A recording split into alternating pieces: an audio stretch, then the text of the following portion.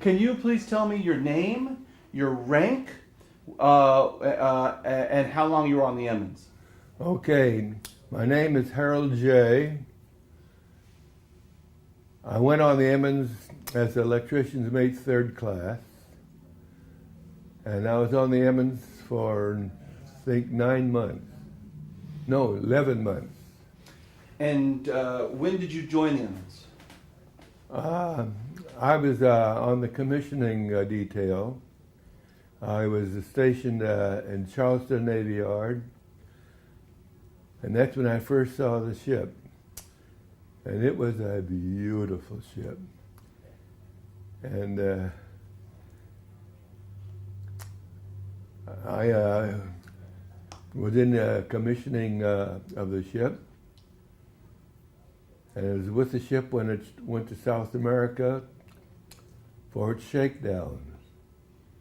And it was like a luxury voyage. The only time we weren't on a voyage is when we went to general quarters. And we visited all the ports. Chile, Lima, Peru, Cartagena, Cardina, forget the state. Cartagena? Yeah. Panama Canal, well, we went to the Panama Canal. That was very interesting. And we picked up some sailors, some officers, and we transported them down to Panama City. And it was very interesting. We had some rough water. I remember coming back, and I was on the fantail of the ship when a big wave hit us, and there had to be a school of fish, flying fish, in this wave, and it spilled it all on the fantail there, and there I was, hopping around trying to not step on fish. And I was surprised to see that the fish actually fly. They fly about 200-300 foot, about 2 or 3 foot above water. And it was very interesting. So how old are you now, and how old were you when you joined the Emmons? I was 22 when I joined the Navy, and today I'm 95 years old. And I'll be 96 in March 19th, if I make it. And where were you from when you joined the Navy, and how different was it when you went to Boston? Well, my first receiving station was San Diego, and I was there for about 3 weeks. And then I was transferred to Boston at the Charleston Navy Yard. And I think I was there about a month when they assembled the future crew, and we had lunch together. And then we went to the ship, and we were giving billets to where we sleep, and we were introduced to the ship. Was it an exciting time? Were you excited about the whole thing? Oh yes, that was very interesting, very exciting, and we had a good crew. I remember one electrician, his name was Long, electrician's first class. He told me that we were receiving electricity from the docks. Hell, I didn't even know what he was talking about. But it was a fine ship. We had a good crew, good officers, good men. How long after you were signed to the Emmons did Pearl Harbor happen? Well, Pearl Harbor happened 2 days before we commissioned the ship. And it was strange because a lot of our shipmates were off the Oklahoma. And the news came that the Oklahoma was severely damaged and sunk. And a lot of the crew really carried on. You know, in the old Navy, when you were on a ship, you were on a ship for 5 or 6, 7 years. It really becomes a home to you. And all your shipmates and your brothers, you know everything about everybody. And when you lose a comrade, it's tough. And it showed on the crew. Later that evening, there was a rumor that the Japanese were going to bomb Boston. And we didn't have any ammunition aboard ship yet. We had our guns. Some of the gunners manned the guns there. They were going to shoot down the airplanes without ammunition. I thought that was very funny. And that was an interesting situation. So the day they commissioned the ship was very fraught with sadness because of the Pearl Harbor had just happened then. Tell me about that day. Well, it was a very interesting day. It was a somber day. We didn't celebrate. It wasn't joyous. We just felt sad. We realized we were in a war now. And everybody's going to have to stand up and do his part. And that was more or less the lesson for the day. Things got serious in a hurry. Say again? Things got serious in a hurry. Oh, yes, it got very serious in a hurry. So where was the first place you went on the Emmons? The first place we went through the Panama Canal and went to Chile. Let's see, what's... Montevideo?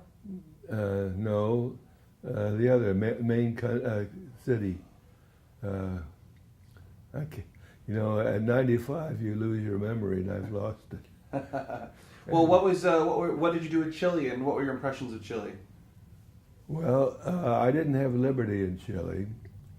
I had liberty in Lima, Peru. That was our second stop. I teamed up with a guy called Brady. What was his first name? O'Brien, Brady O'Brien. And we went ashore, and we went to an old abandoned pier. And we just played around on the beach, climbed over all the stones. We had a ball. And we didn't do very much. We came right back to the ship. You didn't have a lot of extra money, right? Say again? You didn't have a lot of extra money. Extra money? Yeah, because they didn't pay you that much to be able to... Our wages was $12 a month. And I think I got $22 a month because I was a petty officer. But I think the apprentice seamen only got $12 a month. Because a dollar went a long ways, and particularly in South America. Sure. And from, so how long were you in South America? How long were you in South America? We were in every city about a day and a half or 2 days. And what was the ship trying to do down there? It was just a shakedown cruise, getting rid of all the problems that occur on a brand new ship. And we didn't seem to have any problems. We had a lot of target practice, and we were awful. We were terrible. We almost shot down the airplane that towed the target. But we kept practicing, and we kept getting better and better and better. Pretty soon we got very, very good. Yeah, we could really thread the needle. It was interesting when we got back to the Pacific. we ran across a lot of wreckage from ships that were sunk by German submarines. We saw one ship floating upside down. A lot of wreckage. From this, we knew that the Germans controlled the Pacific. And then we went through the Panama Canal to the Atlantic. And we stopped at Panama City, Cartagena, Colombia. I'm not pronouncing the city right. And then we just sped home. We went back to Boston, and we had about 3 days about 3 weeks of liberty while they renewed the ship. I remember the captain ran over an anchor and damaged one of the propellers. So they had to put the ship in dry dock and repair the propellers. When I saw the ship in dry dock, I realized it was a big ship for a destroyer. But that was our shakedown cruise. So you were in Boston for 3 weeks. Did you go crazy? No, we had a lot of liberty. The USO was very welcome.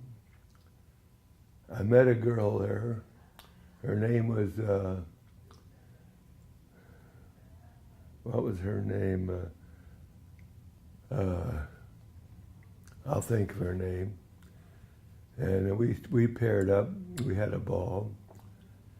She took me to some football games. We went to the park. We danced a lot. A great young lady. We had a ball. What was her name? I can't think of her name right now. But then we got underway.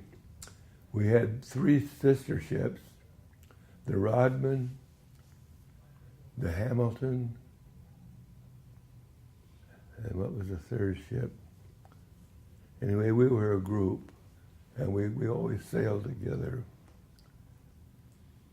And we did a lot of convoying. And so where did you go after your liberty in Boston, after the ship was repaired? I think I remember we went to Newfoundland. And I don't know why we went there. And we were in Newfoundland. I went ashore, and it was a barren place. And we went to a little trading shop, and I bought a souvenir, a pillow made of Iceland. I brought her back to the ship, and I was admiring the pillow. I see that it was made in the USA. I don't know whatever happened to it, but I never brought it home. And so from Newfoundland you went to? Well, let's see. We went to England, and we stayed in their naval yard at Scapa Flow. We were attached to the English Navy. We had English officers aboard ship. And our first mission was to go to Russia, to Murmansk. That was a 5-day trip through the Barents Sea. And Murmansk It's close to the Arctic Ocean, Arctic Circle. So you had about 22 hours of daylight. And while we were traveling there, we had a German observation plane circling us about 5 miles away. And it just kept circling us. And we kept going to general quarters quite often for anti-submarine attacks. We had a lot of submarine attacks. We dropped a lot of depth charges. I'll tell you a story. You know, the torpedo boats, the torpedo men have to check the K guns. You know what a K gun is? A K gun is a gun that discharges depth charges. It shoots them sideways. You have your depth charges on your fantail, and then you have your K guns. Well, they have a chamber that holds the charge. The torpedo man opens up the chambers and takes out the charge and tests it, and somebody up in the bridge presses a button. They want to be sure it's working.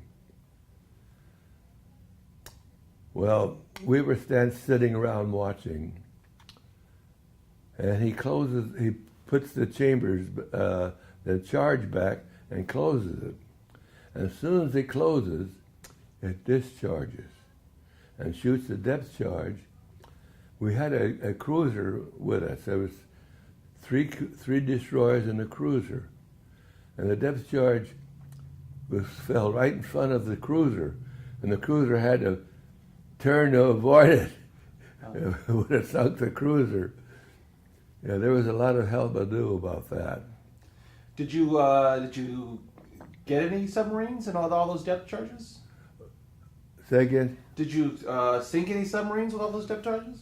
We thought we sunk a couple of subs, but we never had any evidence. We never had a lot of oil or damage, so we had a 0 score. But we must have had at least 50 submarine attacks. I thought I saw a torpedo going past our stern one time, missing the ship. We went after that sub, but we didn't find it. What were you doing in next? What were you doing up in Russia? What was the point of being in Russia? Oh, we were going to Russia because the Russians had destroyed a convoy of ships. They sunk about 35 or 37 ships out of the 40 ships that went there. And the Russian Navy came out and picked up some of the survivors. The water was so cold that you couldn't really live past the 15-minute period. So I don't know how they survived. So anyway, we went into port, and we tied up next to a couple of sub-chasers. And the Russian sailors were very shy. We couldn't get close to them at first. And you had a lot of women cleaning the port, sweeping and stuff like that. It didn't take too long, though, for us to get together with the sailors. We started swapping things. I got a sailor's hat, a Russian sailor's hat. I forget what I gave them for it. But we had to leave because at sunset, the Germans come over and bomb the place. Like we wanted to get out of there before the bombing. So we got underway. We started back to Scapa Flow. Scapa Flow was a heavily bombed area. We saw masts of a lot of sunken ships. We had no liberty there. We discharged the English officers, and we started home. It took us about 5 or 10 days to get home.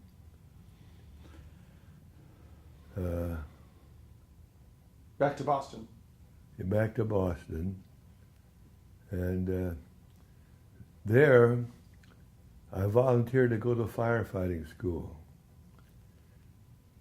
And that was the scariest experience I ever had aboard the ship. They had a concrete building, a lot of windows, a lot of doors, no glass. And they flooded the floor with oil and lit it. And the flames were so enormous, they would come out the windows, they'd come out the doors, and we had 2 crews of firefighters, 5 men to a crew. And we had to go in there and put that fire out. We had gas masks, and we got into the room to fight the fire. The smoke was so heavy we couldn't see anything. The only thing we could see was a little orange on the floor, which represent the flames. And we were taught to push the flames back. You sweep it. You don't put it out like a regular fire, you sweep it. And I gotta say that nobody lost their nerve. We put the fire out, and we felt very good about it. But I was surprised that nobody dropped the hose and ran, because it was scary. It took all your self-control to do your job, but you know you had to do your job. Sure. And when I got back to the ship, I had a transfer waiting for me. And I was transferred off the ship the next day. And you went to? Well, I was transferred to Miami, Florida, to the chasers crew, and I was there for about 3 months. Got a nice education, and then I was shipped to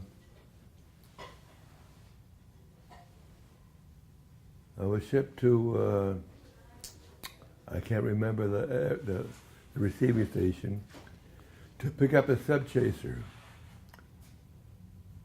By that time, I was a second-class electrician. The subchaser is about 60 foot long, has about a 60-man crew. The electricians consisted of 4 electricians, and I was the lead electrician. We didn't have any officers. And the 3 electricians I had were all recruits.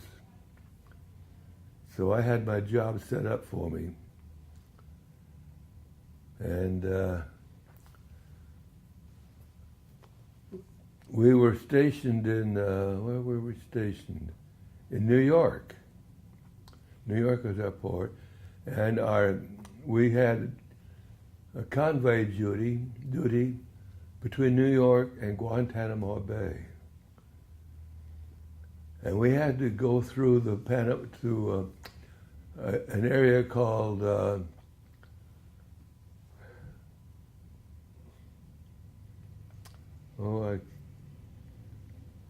it was an area in the Pacific, in the Atlantic, where the tides changed course, creating quite a rough weather. Bermuda Triangle? Huh? The Bermuda Triangle? No. It was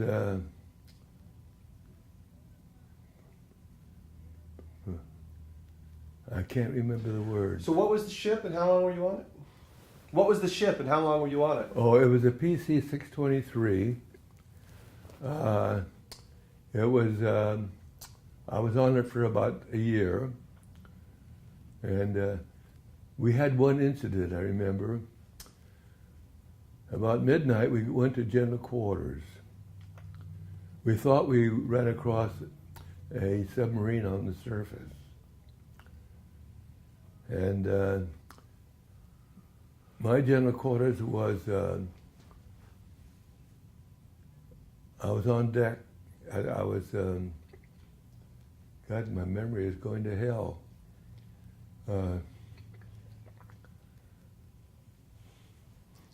I was, in case I was in the damage control. That's what I was. And I was hanging around the bridge when they tried to open fire with a 20 millimeter gun, and it jammed. And the gunner, didn't know what to do. So I had to go do the gun, pull the breech back. The breech had jammed one of the 20-meter shells and threw powder over everything. So I took my handkerchief and cleaned it, took the magazine out, and reset the damn thing, and then recocked the damn thing, and it was ready to shoot again. But by that time, we'd shot a star shell that eliminated the horizon. And the submarine turned out to be a fishing boat from Guantanamo, Cuba. And that's my Bubba-Mises to that.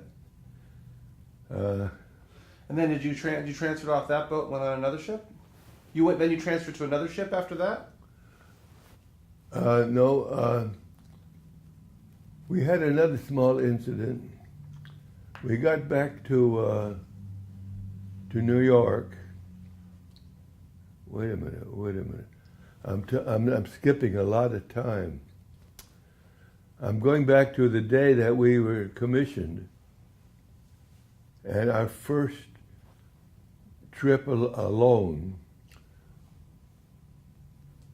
Oh, our place of commission was New Orleans. This is the PT boat. No, this is a subchaser. The subchaser. And we were going down the river, and we lost power. And the tide took us. We went with the tide.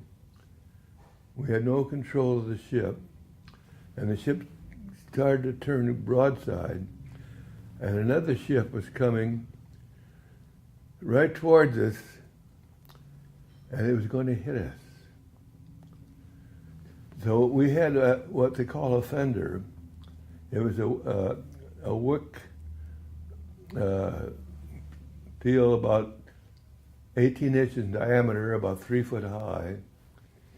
So I grabbed the damn thing, and as the ship hit us, I put the fender between the ship and our ship, and it spun us around. And it didn't do any damage to the ship. And by that time, we got the motors going. And that was the only two instances that we had aboard ship that I could refer to. Oh, yes. Sunday used to be a chicken dinner. And I used to throw the guts over the side. So our chief mechanic took the guts, put it on in an anchor, and made a heavy fishing line and threw it overboard. And as we trolled the ship, it caught a shark.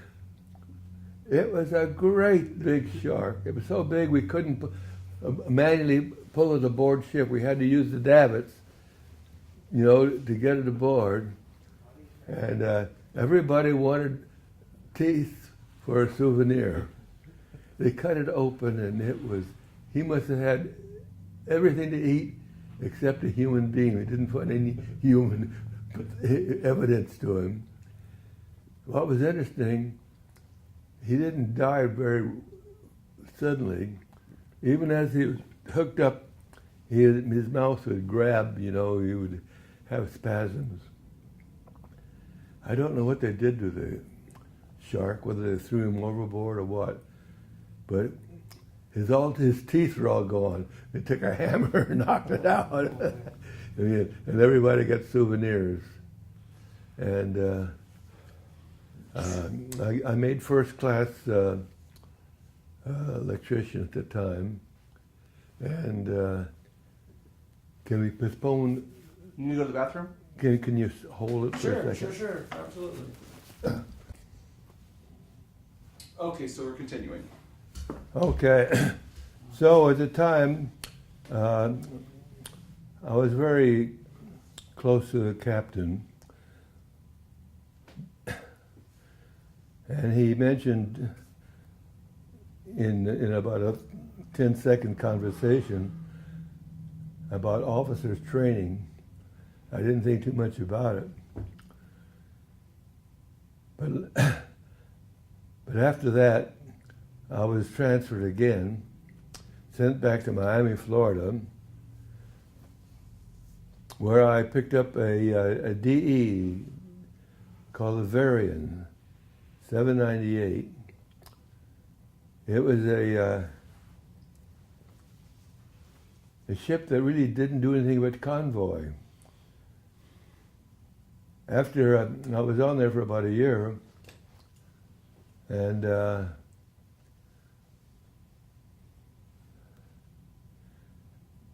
I was transferred. But after I was off the ship went on to be included in the capture of the only German submarine that is still in the United States. That was quite a feather in its hat. And then after about a year of active duty, the captain called me into the wardrobe and told me that I'd been made an ensign. I was a little surprised. And he swore me in, and they outfitted me and then discharged me. I went back to Miami, Florida again. Everything happens in Miami, Florida. And I went to a little officers training, and then was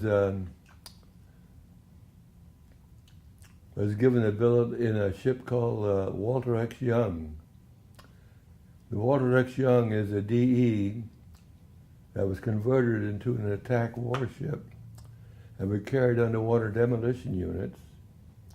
They're today the Navy SEALs. And I became an assistant engineer. And during the commission, my chief engineer got into trouble. And after about 2 or 3 months at sea, when we were in port, he was transferred. And he recommended me to be the chief engineer, which I was. And let's see. Oh, yes. We were in San Diego when the Japanese surrendered. And we had to go to Wilmington to pick up the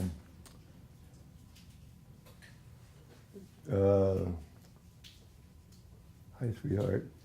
To pick up this the crew of the underwater demolition unit. Then we went to high speed to Hawaii,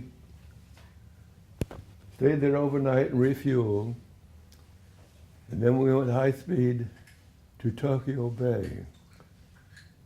And when we went into Tokyo Bay, I saw all the Japanese Navy that was sunk.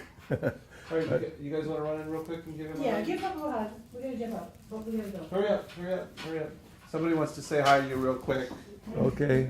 Um, Hi, sweetheart. Oh, you're my sweetheart. Oh, my two great grandchildren here. They're looking to the light there.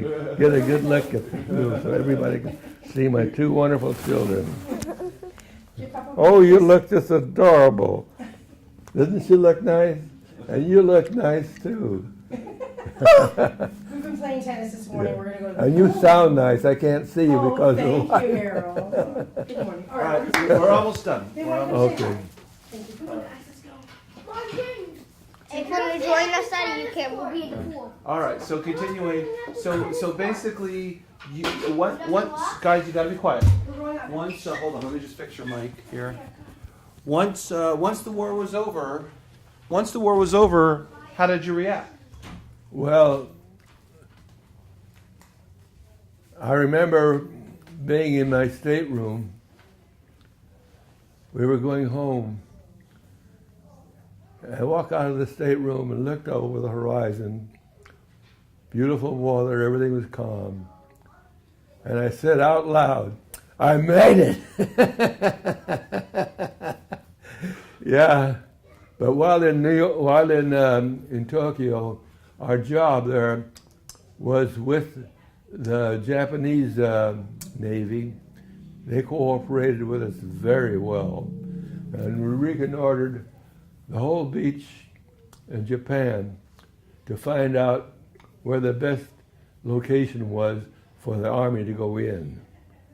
And we found underwater obstacles, sunken ships, buoys that were moved.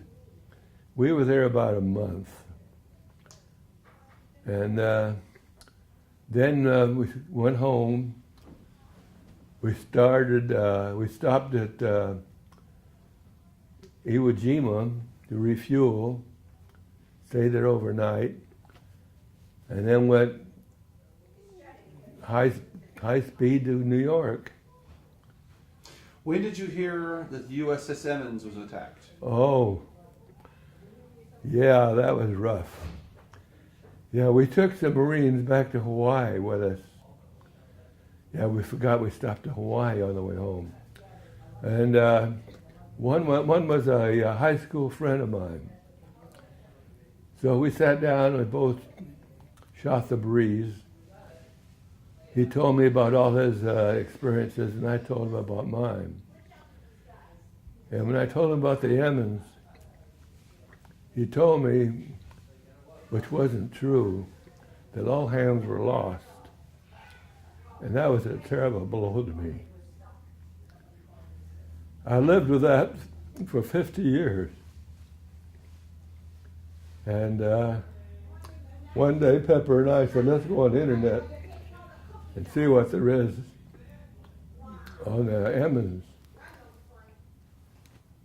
And we got on the internet, and sure enough, there it was, that they were having a reunion. I think, in West Palm Beach. Said, how can they have a reunion if all hands are lost? Turns out all hands weren't lost. There were just 70 killed, about 70 injured, and the rest got home free. And that was it. I called up some guy in the Emmons there. We made an appointment to go to the next reunion. And I walked into the reunion, and I didn't know a soul. They were all recruits from after I left the ship, all except one. It was George Flory. He was an electrician with me on the Emmons. But it didn't take me too long to get acquainted. They were such a wonderful, wonderful bunch of guys. And we had a wonderful time. The reunion lasted for 3 days, and then we flew home. And that's about the end of my story. So when you know your grandkids, other people hear about the Emmons, what do you want them to remember? Well, the Emmons went through hell. They were in Normandy, bombarding the shores. They were in Sicily. They were in France. They were in almost every major engagement. But they stood up and said, "Yes, sir, I'm here." I get very emotional when I talk about it. There's very few of us left, and we're dying off like flies. But we're still here. Well, and while you're still here, what do you think people should remember about the Emmons? Well, it was a good ship. It had good officers, good men,